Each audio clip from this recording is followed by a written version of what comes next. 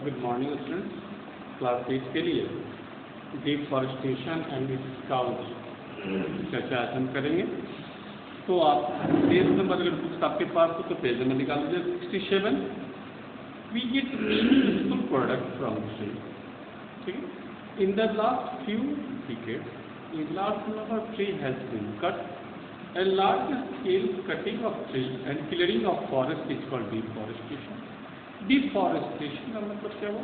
काफ़ी बड़े पैमाने पर अगर हम पेड़ को काट रहे हैं, पेड़ को नष्ट कर रहे हैं, तो इसको हम कहते हैं deforestation. Deforestation has taken place due to the following reason. पेड़ को हम क्यों काटते हैं? डिफॉरेस्टेशन के मेन कारण क्या है? Due to the increased demand of the wood and timber, due to the increased demand of land for constructing factories and houses, roads and dams, due to the increased mining activity, due to the lowering of the water table, due to forest fire. Consequence of deforestation में हम चर्चा करेंगे कि deforestation has a adverse effect on environment। ये हमारे क्या होता है कि environment को बहुत ज़्यादा इफेक्ट आता है, जैसे कि soil erosion, it cause soil erosion. ठीक है। और इट गेट इन, ठीक है, eroded and lower hard rocky, ठीक है, lowered hard rocky soil with the less humus get expose, this soil is less fertile. अगर क्या होता है कि डिफॉरेस्टेशन करते हैं, पेड़ लॉस हो जाता है, तो उसके जो रॉकी सॉइल्स होते हैं, ठीक है, वो एक्सपोज होते हैं और उसकी वो सॉइल क्या होती है? लेस, बहुत कम फर्टाइल हो जाती है। It cause increasing the carbon dioxide in the atmosphere. पेड़ काटने जिससे क्या होगा कि एटमॉस्फेयर में कार्बन डाइऑक्साइड की मात्रा बढ़ जाएगी, जिससे ग्लोबल वार्मिंग होगी, कार्बन डाइऑक्साइड रिलीज होती है, trap the heat, reflected the surface of earth. ठीक है। और के कारण क्या होता है कि लोअर रेनफॉल होगा, लोअर रेनफॉल होगा तो ड्रॉट का कारण होगा। It also cause the shortage of product get from forest. और इसके कारण क्या होगा? शॉर्टेज हो जाती है, प्रोडक्ट की शॉर्टेज हो जाती है। ठीक है। अब वाइल्ड लाइफ की चर्चा अगर हम करें तो वाइल्ड लाइफ का मतलब क्या होता है? जंगली जीव, जंगली जीव। तो ये वाइल्ड लाइफ में हम दो चीज की चर्चा करेंगे, इंडेंजर्ड एंड एक्सटिंक्ट स्पीशीज या एनिमल, ऐसे जो लुप्त हो गए या जो लुप्त होने वाले हैं। तो इंडेंजर्ड का मतलब होता है ऐसे जानवर जो खतरे में हैं, ठीक है, और एक्सटिंक्ट मतलब होता है जो लुप्त हो गए। जैसे बात करें हम डोडो, ठीक है, डोडो और डायनासोर। डोडो जो होती थी एक मतलब कि हेन और डक की तरह होता था, तो ये भी लुप्त हो गया। और डायनासोर के बारे में पढ़ती थी, ये दोनों जातियां जो थी ये क्या हो गई?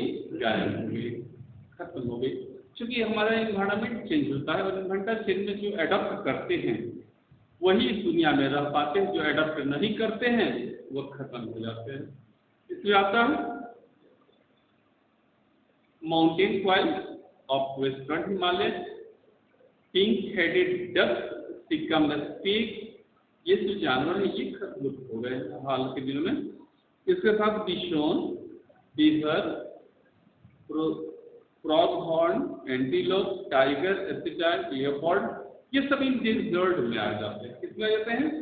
इंडेंजर्ड में आ जाते हैं। इंडेंजर्ड का मतलब है कि जो खतरे हैं, अगर हम इसको ध्यान नहीं देते तो क्या होंगे? ये लुप्त हो जाएंगे, ये खत्म हो जाएंगे। अब हम बात करते हैं राइनो की। तो राइनो में देखेंगे आपकी राइनो का जो शिकार होता है, कोचिंग होता है उसके हॉर्न के लिए और उसके स्किन के लिए होता है। ठीक है।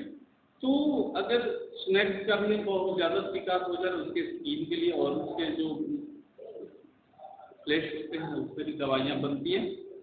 तो इससे बहुत सारी चीज़ हमारे ये क्या हो रहे हैं? इंडेंजर्ड होते जा रहे हैं। अब 1972 में वाइल्ड लाइफ जो है, वाइल्ड लाइफ प्रोटेक्शन एक्ट सरकार ने पास की, जिसके द्वारा national park, wild life sanctuary और बायोस्फीयर रिजर्व बनाया गया। बायोस्फीयर रिजर्व में वो प्रोटेक्टेड एरिया था जिसमें कि हम बायोडाइवर्सिटी के लिए प्लांट और एनिमल दोनों का हम कंजर्व करते हैं। तो हमारे देश में 12 बायोस्फीयर रिजर्व हैं, जैसे कि पहला है Nilgiri, Nanda Devi, Nokrek, Great Nicobar, gulf of Mannar, Manas, Sundarban, Similipal, Dibru, Saikhowa, Dibang, Debang, Pachmarhi और कंचनजंगा। ठीक है, तो इसमें एक और नेशनल पार्क हाल में सेटअप किया गया है, तो वो है हमारा सतपुरा, और दो वाइल्ड लाइफ सेंचुरी स्थापित किया है, बोरी और पंचमढ़ी। अब सर हम एंडेमिक जानवर की बात कर लें तो the species of plant and animal which are found externally in the place is called endemic species, and endemic species is unique to that place or region and do not naturally anywhere. The endemic form develop especially in island because in their geographical region remote land groups such as the Hawaii and Galapagos island has a large number of endemic species. ऐसा कि जो है endemic flora में आता है शाल और wild mango. Wild mango की जाति सालों भर आम पे फलता है। एंडेमिक में आता है बिशोन, इंडियन जायंट स्क्वेरल और फ्लाइंग स्क्वेरल। ठीक है, अब हम वाइल्ड लाइफ सेंचुरी की बात करें तो एक area which is strictly reserve for the protection of animal is called wildlife sanctuary. तो wildlife sanctuary has to provided suitable living condition for wild animal. एक बात यह है कि जो वाइल्ड लाइफ सेंचुरी होती है वो क्या होता है, उसको एक नेचुरल हैबिटेट प्रोवाइड करता है। ठीक है, अगर मान लीजिए आप एक बात सोचते हैं सर जू में भी जो एनिमल्स रहते हैं, तो जू में जो एनिमल्स रहते हैं उसको हम नेचुरल बहुत ज़्यादा नहीं दे पाते हैं, उसको इंक्लूजन में रखते हैं, लेकिन वाइल्ड लाइफ सेंचुरी में वो फ्रीली मूव करते हैं, फ्रीली अपना फूड गेट करते हैं। ठीक है, our wildlife sanctuary also provide a habitat for some of the threatened wild animal like the black buck, white-eyed buck, elephant, golden cat, pink-headed duck, है ना, mouse, crocodile, python, rhino। In the sanctuary killing की बात है कि century में क्या होता है, पोचिंग, खासतौर पोचिंग वर्ड है, इसका मतलब होता है कि unwanted illegally hunting of animals, यानी जो अवैध शिकार करते हैं इस पर क्या होता है कि रिस्ट्रिक्शन होता है। अगर कोई आदमी पकड़ाता है इस तरह की कोचिंग में अनलीगल शिकार करते समय तो उसको गवर्नमेंट की द्वारा एक अच्छी सजा हो जाती है। There are 492 wildlife sanctuary in our country. हमारे देश में कितने हैं, 492 वाइल्ड लाइफ सेंचुरी हैं। Indian sanctuary are broad level forest, mountain forest and bushland and delta of the big river. In any century, the following activities are allowed provided these do not interfere with the well-being of the animals. हर अभी बात है कि ये तो area जो होता है वहाँ पर सबसे बड़ी बात है कि यहाँ पर आदमियों को जो आदिवासी फैमिली होते हैं उनको भी क्या होता है कि इन करने की अनुमति नहीं होती, वो भी अपना खेती बाड़ी नहीं कर सकते।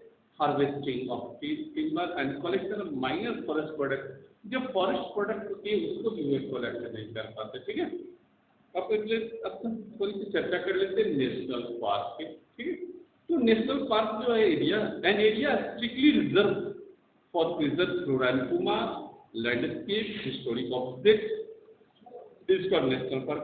और हमारे देश में 89 नेशनल पार्क है। और एक बात है कि आप सोचते होंगे कि national park at Satpura is the first reserve forest of India.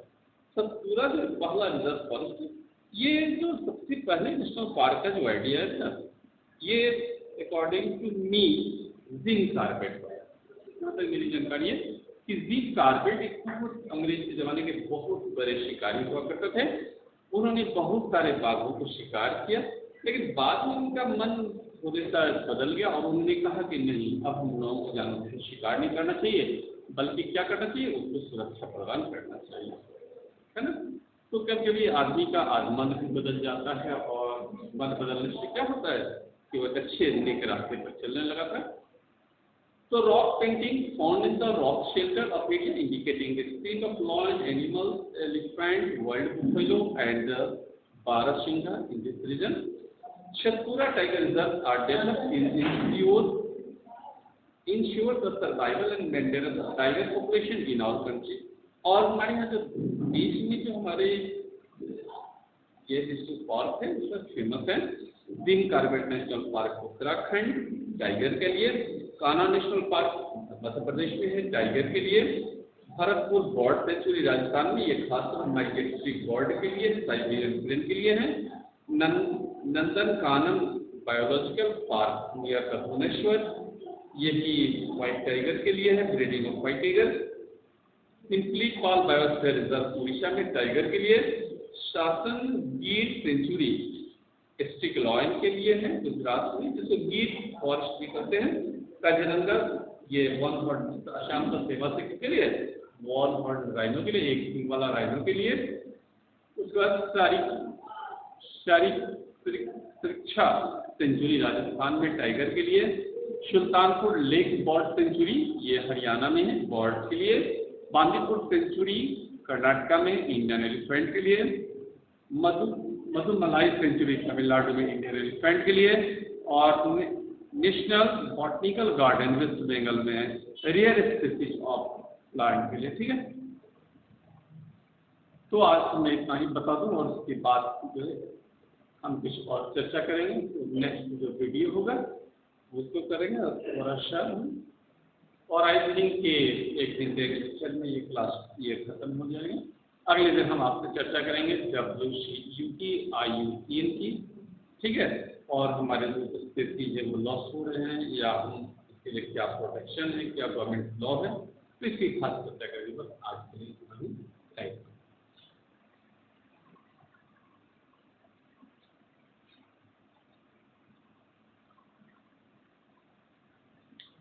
Good morning students, आज 6.6 का क्वेश्चन नंबर 4 सिंप्लीफाई है। और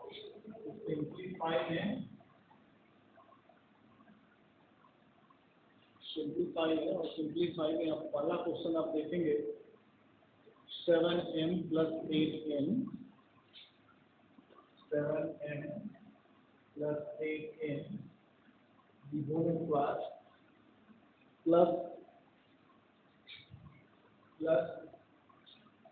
7m - 8n, 7m - 8n the whole square। इसको सॉल्व करेंगे, सिंप्लीफाई है, एकदम सिंपल सी बात है कि आप देखेंगे a + b की होल स्क्वायर, a - b की होल स्क्वायर, मतलब ये जो फॉर्मूला है a + b की whole according to a + b की होल स्क्वायर के फॉर्मूला को इसको बोलेंगे, तो इसको बोलेंगे तो हो जाएगा 7m की whole square plus 2 × 7m × 8m और प्लस 8m की होल स्क्वायर, और प्लस इसको जब तोड़ेंगे तो 7m की whole square minus 2 × 7m × 8m और प्लस 8m की होल स्क्वायर। अब आप देखेंगे सिंपल सी बात है कि 7m की होल स्क्वायर का मतलब होता है 49 n² प्लस 7 8 या 2 से मल्टीप्लाई कर देते हैं, 56 गुना 112 112 n और प्लस 64 n², प्लस का साइन लेंगे, यहाँ पर वही कन्वर्जन होगा 49 n² माइनस 112 mn और प्लस 64 n²। अब इसमें 11 mn और ये जो है 112 mn और ये दोनों प्लस माइनस हो करते हैं। अब इस दोनों को ऐड कर देंगे 49 और 49 ऐड करेंगे कितना हो जाएगा मेरे पास 98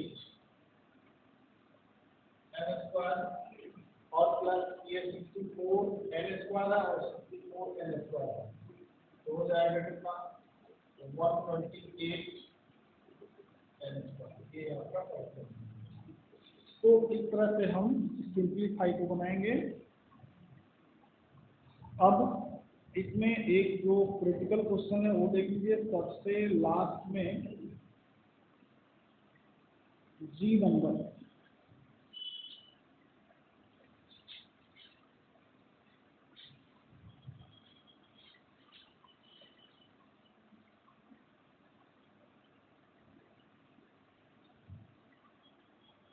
जी नंबर का क्वेश्चन है, इसको आप देख लेंगे।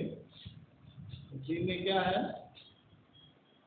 कि 23.71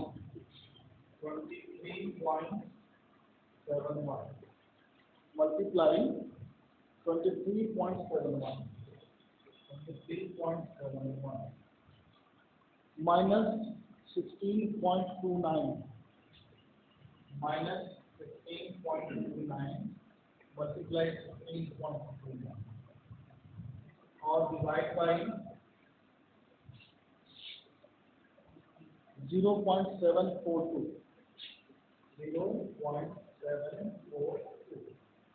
तो यह भी फॉर्मूला पर डिपेंड करता है कि आप इसके बारे में कौन सा फॉर्मूला। 23.71 और 23.71 आप देख रहे हैं, तो ये हो जाएगा a square a into a square हो जाएगा, और ये b इंटू बी यानी बी स्क्वायर हो जाएगा। तो a square minus b square, तो a square minus b square का फॉर्मूला क्या होता है, a plus b into a minus b. तो कहने का मतलब कि इस चीज को हम ऐसे लिख सकते हैं, 23.71 की होल स्क्वायर माइनस 16.29 की होल स्क्वायर और नीचे 0.742। अब इसको सॉल्व करते हैं हम, तो एक बार प्लस हो जाएगा और एक बार यह माइनस हो जाएगा, ठीक है। तो उस कंडीशन में यहाँ आपको बता दें 23.71 प्लस 16.29 एक हो गया प्लस, और दूसरा हो गया 23.71 माइनस 16.29 और नीचे 0.742। ठीक है, अब इसको ऐड कर देंगे, इसको सब्ट्रैक्ट कर देंगे। तो एरिथमेटिक है, तो जब सब्ट्रैक्ट करेंगे तो यहाँ पर ये रिजल्ट आएगा, और उसको ऐड करेंगे तो ये और ये कट जाएगा और ये बच जाएगा, ठीक है। तो इसको हम सिंप्लीफाई करके देख लेते हैं, यहीं पर बता देते हैं आपको। यहाँ पर अगर ऐड करते हैं तो 9 और 1 10, 2 और 7 9 और 1 10, 1 अब बचा 6 और 3 9 और 1 is 10 और 1 और 2 3 और 1 4 तो की बचा। अब यहाँ पर जो बचेगा, अब इसको यहाँ समझ लेंगे आप, ये आप इंटू करके यहाँ बचेगा 0.74 and still 0.74, क्योंकि 0.742 से ये नीचे वाला कट गया, केवल आंसर क्या होगा ये आपका। तो इस तरह से ये सिंप्लीफाई आपका कंप्लीट हुआ। अब इस सिंप्लीफाई के बाद क्वेश्चन 5 में आते हैं, find the value of x, x का वैल्यू मिल जाएगा। तो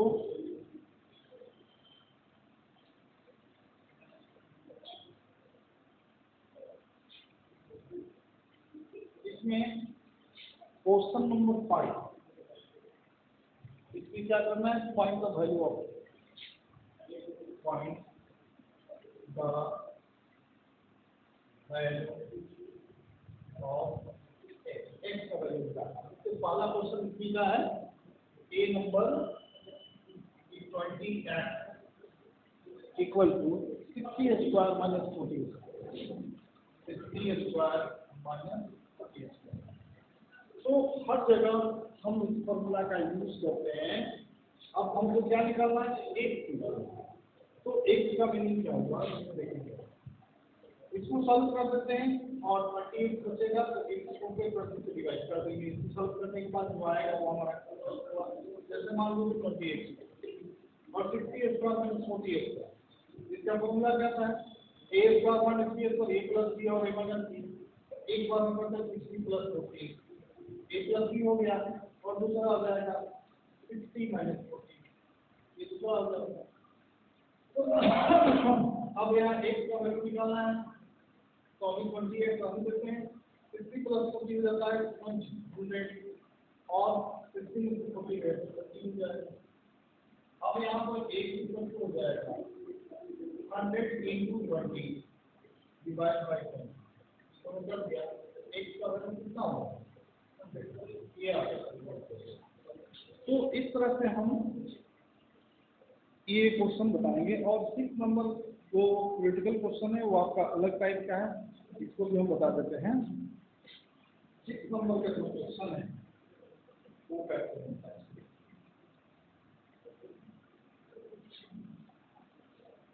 6 नंबर का क्वेश्चन है एक माइनस 1/x इक्वल टू 3। एक माइनस 1/x इक्वल टू कितना है 3। अब क्या निकालना है हमको, find x square plus 1/x। Find करना है x square plus 1/x plus 1/x। ठीक है। अब यहाँ पर ये लिखते हैं x minus 1/x equal to 3। देख रहे हैं। अब ये टर्म बनाने के लिए बोथ साइड ऑन स्क्वायर जब इधर करेंगे तो इधर नहीं करना पड़ेगा। तो इस कंडीशन में हम क्या लिखेंगे, बोथ साइड ऑन स्क्वायर। अब यहाँ पर x minus 1/x whole square होगा इक्वल टू 3 का स्क्वायर होगा। अब इसको तोड़ेंगे तो x square minus 4x into 1/x और plus 1/x square equal to देना ये इसका होगा x square minus 2 plus 1/x square equal to 9। ये माइनस 2 हो जाएगा तो क्या होगा plus x square plus 1/x square equal to 9 plus 2। ये आपका आंसर हुआ x square plus 1/x square equal to 11। ये आपका थैंक यू।